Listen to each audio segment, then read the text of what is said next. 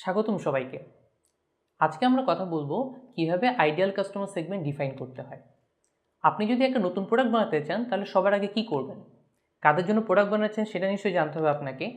তাই সবার আগে আপনার কাজ হচ্ছে কাস্টমার সেগমেন্ট ঠিক করা এবং পরবর্তীতে যে কোনো কমিউনিকেশন কিংবা প্রমোশনাল ম্যাটেরিয়াল তৈরির ক্ষেত্রে আপনার এই কাস্টমার সেগমেন্টের কথা মাথায় রেখে বানাতে হবে। আপনাকে ডিসাইড করতে হবে কাদের উপর আপনি কনসেন্ট্রেট করবেন এবং কাদেরকে ইগনোর করবেন। যদি আপনি এয়ারটেল অ্যাডভার্টাইজমেন্ট লক্ষ্য করে থাকেন, দেখবেন তারা সবসময় ইয়ংদের জন্য বিজ্ঞাপন বানায়। এই ইয়ং জেনারেশনটাই হচ্ছে এয়ারটেলের আইডিয়াল কাস্টমার সেগমেন্ট। আপনি কখনো প্রাণ চকোচকোর অ্যাড দেখেছেন? সেখানে কিন্তু বাচ্চাদেরকেই প্রাধান্য দেওয়া হয়। চকোচকো হয়তো আপনিও খেয়েছেন বা খেতে পছন্দ করেন, তাহলে বাচ্চারা কেন প্রাধান্য পায়? কারণ বাচ্চারাই হচ্ছে তাদের জন্য আইডিয়াল কাস্টমার সেগমেন্ট, আপনি কিংবা আমি না। তাহলে কিভাবে আপনি ঠিক করবেন কারা হবে আপনার আইডিয়াল কাস্টমার সেগমেন্ট? চারটা সহজ ধাপে আপনি ঠিক করে নিতে পারবেন the type of customers you are interested in.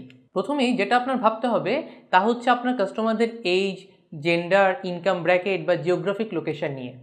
আপনি বাচ্চাদের জন্য প্রোডাক্ট বানাবেন নাকি মধ্যবয়স্কদের জন্য? পুরুষদের জন্য বানাবেন নাকি মেয়েদের জন্য নাকি উভয়ের জন্য? যাদের জন্য বানাচ্ছেন তাদেরকে আপনার প্রোডাক্ট কেনার মতো আর্থিক সচ্ছলতা আছে? কারণ আপনি যদি তাদের মান্থলি ইনকাম নাই জানেন তাহলে কীভাবে বুঝবেন আপনার প্রোডাক্টের প্রাইসিংটা কত হবে? সাথে আরও জানতে হবে আপনাকে তারা কোন লোকেশনে থাকে। তারা কি শহরে থাকে নাকি গ্রামে নাকি হচ্ছে মফস্বলে? শহরে থাকলেও তারা কি উচ্চবিত্ত নাকি মধ্যবিত্ত? এই ব্যাপারগুলো আপনাকে জানতে হবে। তো প্রথমে আপনাকে এই সকল প্রশ্ন উত্তর বের করে নিতে হবে। আবার আপনি যদি বিটুবি বিজনেস করেন, অর্থাৎ আরেকটা বিজনেসের সাথে প্রোডাক্ট বা সার্ভিস লেনদেন করেন, তাদের সাইজ কেমন, তারা কোন ইন্ডাস্ট্রিতে অপারেট করে, কোন লোকেশনে থাকে, সেসবও কিন্তু আপনাকে জেনে নিতে হবে। এরপর হলো বাইং হ্যাবিটস। আচ্ছা, আপনার কাস্টমার কি আপনার প্রোডাক্ট প্রতিদিন ব্যবহার করবে, নাকি সপ্তাহে একবার, নাকি মাসে একবার, নাকি বছরে একবার, নাকি কয়েক বছরে একবার? এই যেমন দেখুন, আমরা যারা শহরে থাকি মাসে কয়টা সাবান ব্যবহার করি? যারা গ্রামে থাকে তারা কি এক মাসে একই পরিমাণ সাবান ব্যবহার করে? আবার শহরে যারা থাকে তারাও কি সবে এক মাসে একই পরিমাণ সাবান ব্যবহার করে? অবশ্যই না। প্রত্যেকের সাবানের চাহিদা কিংবা সাবান কেনার সামর্থ্যও কিন্তু আলাদা আলাদা। আবার গাড়ি কিংবা বাড়ি অথবা ওয়াশিং মেশিন, শোকেস এগুলো কিন্তু প্রতি বছর বছর মানুষে কেনে না, তাহলে কয় বছর পর পর কিনে? এসবও কিন্তু আপনাকে হিসাবে নিতে হবে যখন আপনি কাস্টমার সেগমেন্ট ঠিক করবেন।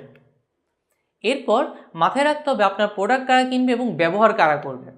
ধরেন আপনি বাচ্চাদের জন্য ডায়াপার বানালেন, কিন্তু বাচ্চারা তো দোকানে গিয়ে ডায়াপার কিনবে না, কিনবে হচ্ছে তাদের বাবা মা, দাদা দাদি কিংবা চাচা চাচি। সো যারা প্রোডাক্ট কিনে তারা হচ্ছে কাস্টমার এবং যারা ব্যবহার করে তারা হচ্ছে কনজিউমার। সো মনে রাখবেন, কাস্টমার কিন্তু সবসময় কনজিউমার হয় না। তো সেই জন্য মার্কেটিংয়ের ক্ষেত্রে আপনাকে খেয়াল রাখতে হবে এই কাস্টমার এবং কনজিউমার উভয়ের জন্য যেন ক্লিয়ার কমিউনিকেশন থাকে। এরপর ভাবুন আপনার কাস্টমার কেন আপনার প্রোডাক্টটা কিনতে চাচ্ছে।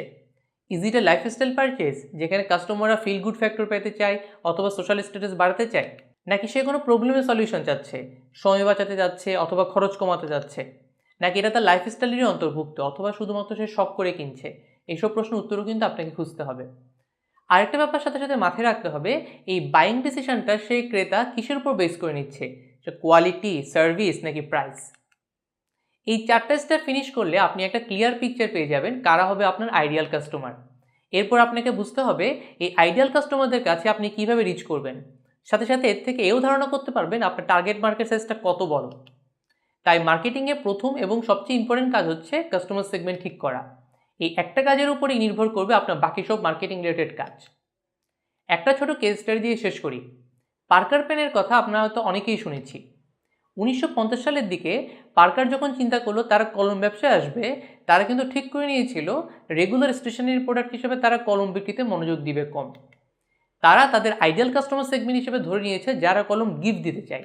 তাই Parker pen puts more money into the packaging, যাতে করে তাদের products become presents or gift.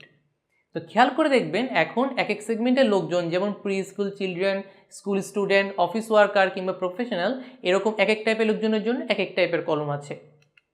So এভাবে আপনাকে আপনার আইডিয়াল কাস্টমার ডিফাইন করে নিতে হবে এবং এটাই probably the most valuable time you spend in marketing. Thanks for staying with us. Happy learning.